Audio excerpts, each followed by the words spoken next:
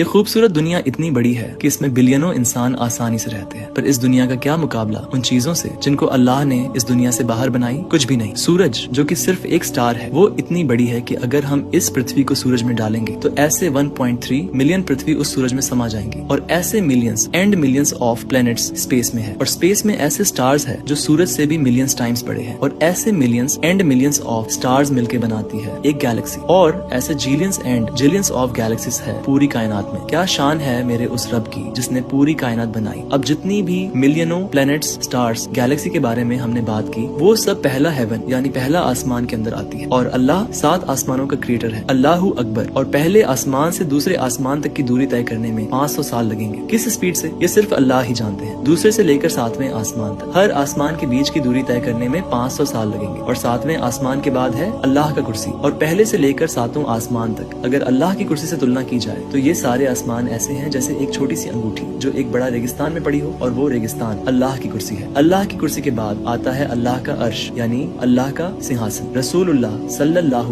علیہ وسلم نے ارشاد فرمایا کہ اللہ کی کرسی عرش کے مقابلے میں ایسے ہے جیسے ایک معمولی سی انگوٹھی کسی بے انتہا ریگستان میں پڑی ہو۔ سوچو، وہ کرسی جس پر سارے آسمان ایک انگوٹھی کی طرح لگتے ہیں، وہ خود عرش کے سامنے کچھ بھی نہیں۔ پھر آتے ہیں وہ فرشتے جو اللہ کے عرش کو اٹھائے ہوئے ہیں، ان کے سر 7ویں آسمان میں ہوتے ہیں اور پاؤں سب سے نیچی زمین میں۔ پھر آتا ہے عرش کا مالک اللہ جو ہر چیز سے اونچا اور ہر حد سے پرے ہے۔ اللہ کی ذات کو نہ کوئی پوری طرح سمجھ سکتا ہے، نہ کوئی اس کا اندازہ لگا سکتا ہے۔ اس کی شان اتنی بڑی اور بے مثال ہے کہ انسان کی سوچ وہاں تک پہنچ ہی نہیں سکتی۔ وہ وہی ہے جو ہر چیز پر قادر ہے، سب کچھ جاننے والا ہے، اور جس کی مہانتا کی کوئی حد نہیں۔ اللہ اپنے عرش کے اوپر ہے لیکن اس سے کچھ بھی چھپا نہیں۔ زمین میں جو جاتا ہے، جو نکلتا ہے، آسمان سے جو گرتا ہے، جو اس میں پیدا ہوتا ہے، ہر چیز اللہ جانتا ہے۔ دنیا کی سب سے باریک بات بھی اس کے علم سے باہر نہیں۔ تو یہ مت سوچو کہ اللہ دور ہے، وہ قریب بھی ہے اور ہر حال سے خبردار بھی۔ رسول اللہ صلی اللہ علیہ وسلم نے فرمایا، جب اللہ نے مخلوقات کو پیدا کیا تو عرش پر ایک کتاب میں لکھا، بے شک میری رحمت میرے غضب پر غالب ہے۔ اگلا ایپیسوڈ جلد آ رہا ہے، اس سے پہلے ویڈیو کو شیئر کریں اور پیج کو فالو کرنا نہ بھولیں۔